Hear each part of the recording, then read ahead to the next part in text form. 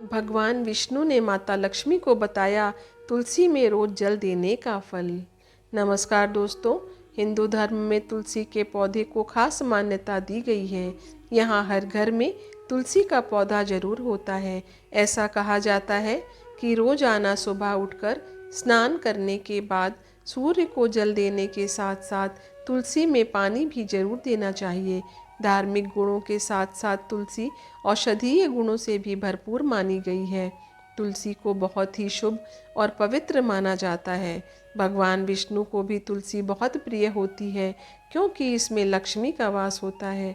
तो चलिए आज आपको वह कथा सुनाते हैं जिसमें स्वयं भगवान विष्णु ने ये बताया कि तुलसी को रोज जल देने से कौन सा फल मिलता है।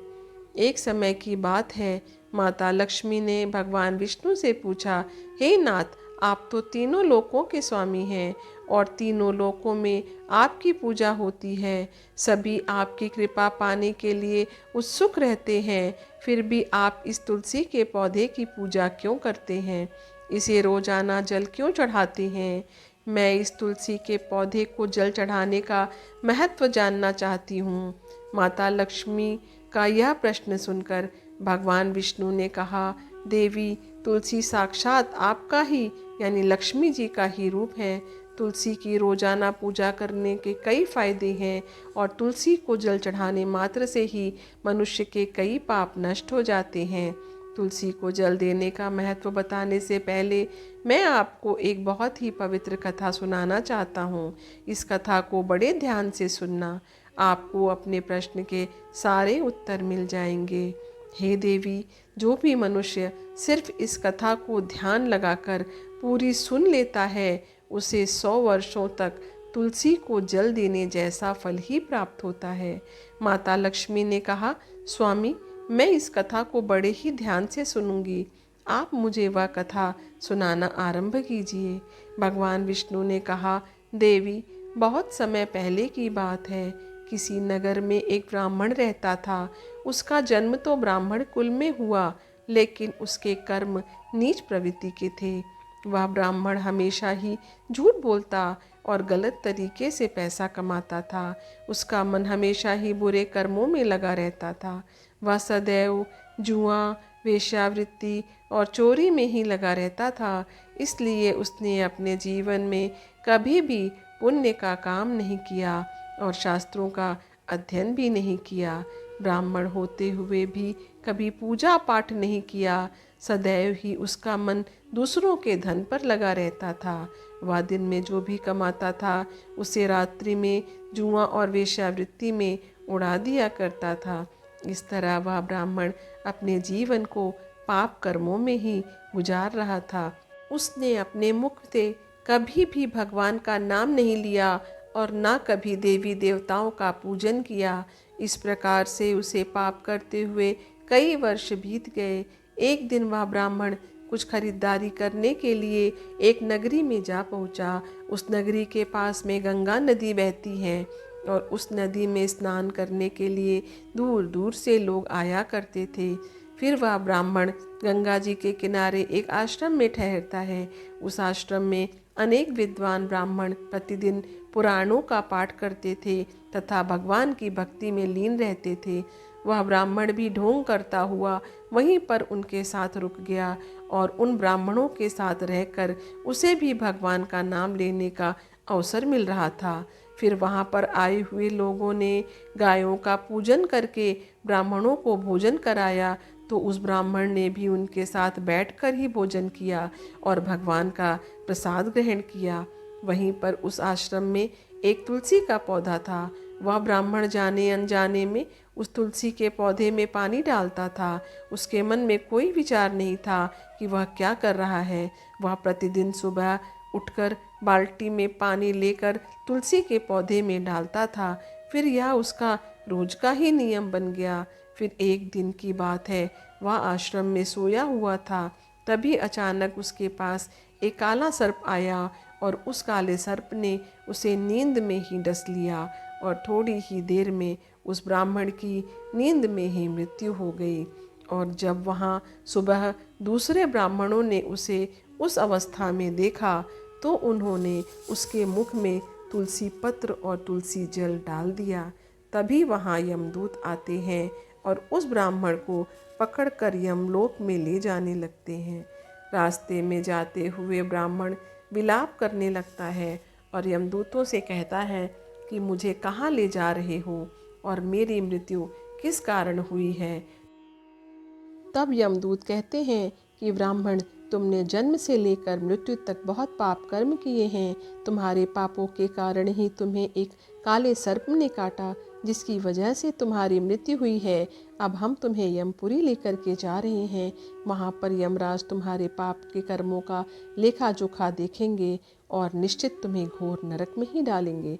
इतना सुनते ही वह ब्राह्मण फूट फूट कर रोने लगा और उन यमदूतों से माफ़ी मांगने लगा।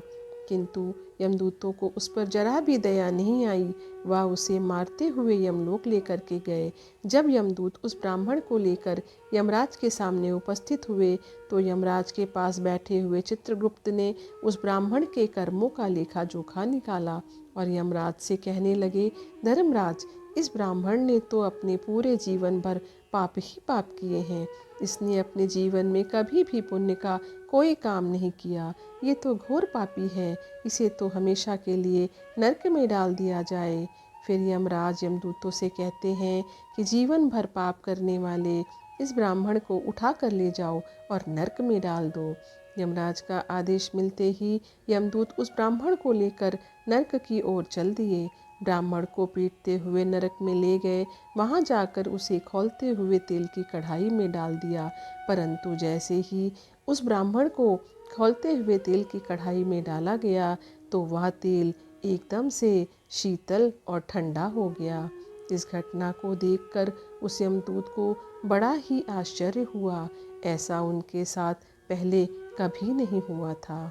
उसी यमदूत ने कितने ही पापियों को उस तेल की कढ़ाई में डाला था और वे भी उस खौलते हुए तेल में गिरकर तड़पने लगते थे।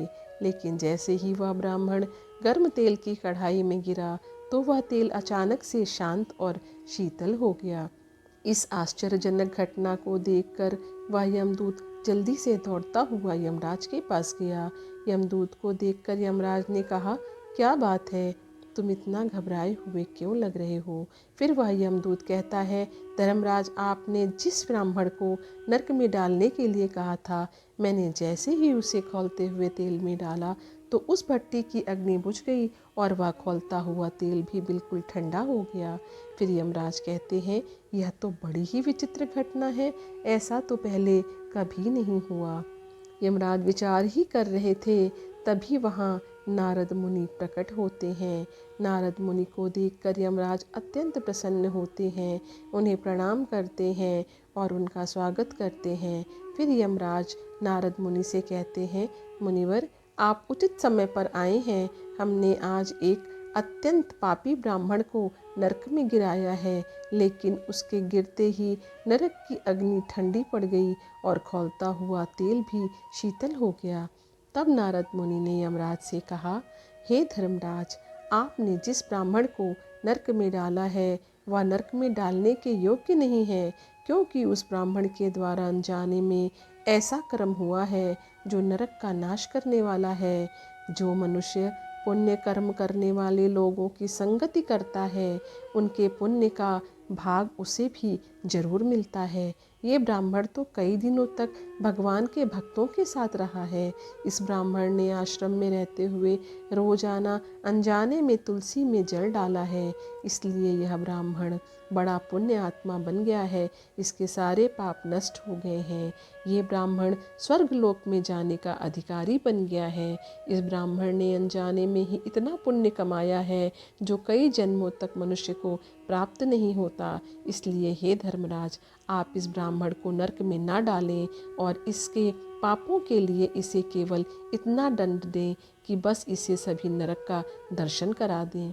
नारद मुनि की बात सुनकर यमराज बहुत खुश होते हैं और उस ब्राह्मण को नरक से निकाल कर लाते हैं और अपने यमदूत से कहते हैं कि इस ब्राह्मण को ले जाओ और संपूर्ण नरक का दर्शन कराओ।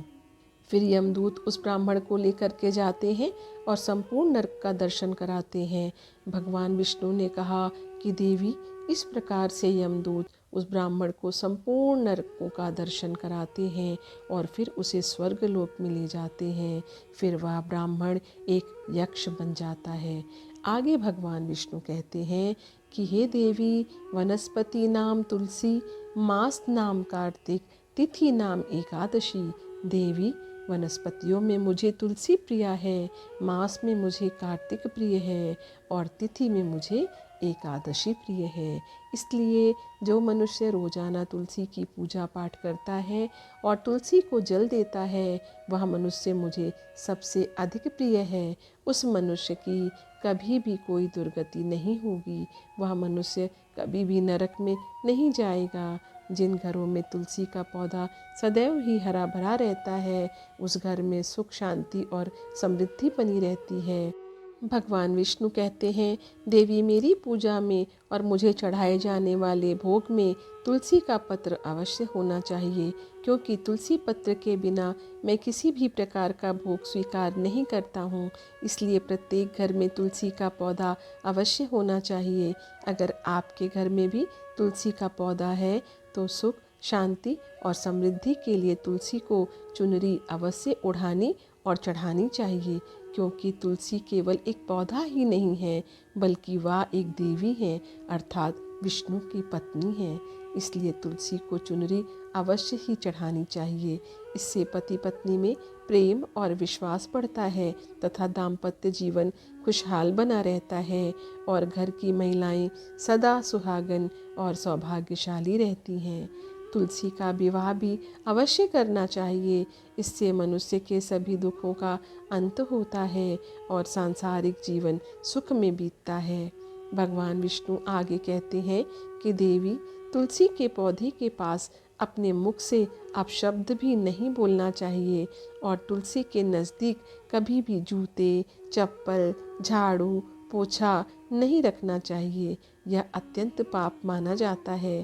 तुलसी के पौधे के पास जल से भरा हुआ बर्तन भी नहीं रखना चाहिए और तुलसी के पौधे के पास दीपक जलाने के बाद दीपक को वहाँ से हटा देना चाहिए। बुझा हुआ दीपक तुलसी के पास रखना अशुभ माना जाता है। जिस स्थान पर तुलसी का पौधा होता है, उस स्थान को हमेशा साफ और स्वच्छ रखना चाहिए। नियमित रूप से तुलसी के पौधे की साफ सफाई का ध्यान रखना चाहिए। तुलसी के पौधे में शिवलिंग और गणेश जी की प्रतिमा नहीं रखनी चाहिए। साथ ही साथ तुलसी के गमले में अन्य और किसी भी प्रकार का पौधा लगाना भी अशुभ होता है। हमेशा ध्यान रखना चाहिए कि तुलसी के पौधों को नाखून से नहीं तोड़ना चाहिए। इससे तुलसी का अपमान होता है। यदि तुलसी के पत्ते सूख कर गिर जाते हैं तो उन्हें कचरे में नहीं फेंकना चाहिए, क्योंकि वह पत्ते पैरों के नीचे आते हैं। उन पत्तों को आप तुलसी के गमले की मिट्टी में ही दबा दें। रविवार के दिन तुलसी के पत्ते नहीं तोड़ने चाहिए और रविवार के दिन तुलसी को जल भी नहीं चढ़ाना चाहिए। तुलसी को सुबह स्नान के बाद ही जल देना चाहिए। शाम को दीपक जलाना चाहिए। भगवान विष्णु कहते हैं, देवी, अक्सर महिलाएं स्नान के बाद अपने बाल खुला रखकर ही तुलसी को जल दे देती हैं। ऐसा करना गलत होता है। महिलाओं को हमेशा अपने बाल बांधकर माथे पर सिंदूर लगाकर ही तुलसी को जल देना चाहिए। इससे तुलसी माता का आशीर्वाद प्राप्त होता है। घर में तुलसी का पौधा लगाते समय ध्यान रखें कि गंदी मिट्टी का उपयोग ना करें।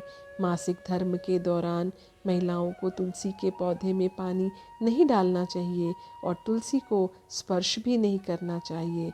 तुलसी का पौधा हमेशा घर के सामने या आंगन में लगाना चाहिए। इसे पूर्व अथवा उत्तर दिशा में लगाना सबसे अधिक शुभ होता है। तुलसी के पास कोई कटीले पौधे नहीं रखने चाहिए। यह बहुत ही अशुभ माना जाता है। तुलसी के पौधे में शालिग्राम भी अवश्य रखना चाहिए। तुलसी के गमले में शालिग्राम रखने से तुलसी का और भी अधिक शुभ प्रभाव देखने को मिलता है। शालिग्राम मेरा ही स्वरूप है। इससे घर की नकारात्मक ऊर्जा नष्ट हो जाती है। इस प्रकार तुलसी की सेवा करने से भगवान विष्णु और माता लक्ष्मी प्रसन्न होती हैं और घर में सुख समृद्धि और खुशहाली आ जाती है। जय हो तुलसी मैया की, जय हो भगवान विष्णु की। मेरे चैनल पर ऐसी महत्वपूर्ण जानकारी और कहानी आगे भी उपलब्ध कराई जाएगी। यदि आपके कोई प्रश्न हैं तो कमेंट बॉक्स में लिख सकते हैं, यथाउचित उत्तर दिया जाएगा। यदि आपको मेरी यह कहानी थोड़ी सी भी पसंद आई है तो भगवान विष्णु का नाम लेकर के मेरे चैनल को सब्सक्राइब करिए, इस वीडियो को लाइक करिए, इसको अपने फैमिली एंड फ्रेंड के साथ भी शेयर करिए। आपका दिन शुभ हो, आपका दिन मंगलमय हो। धन्यवाद।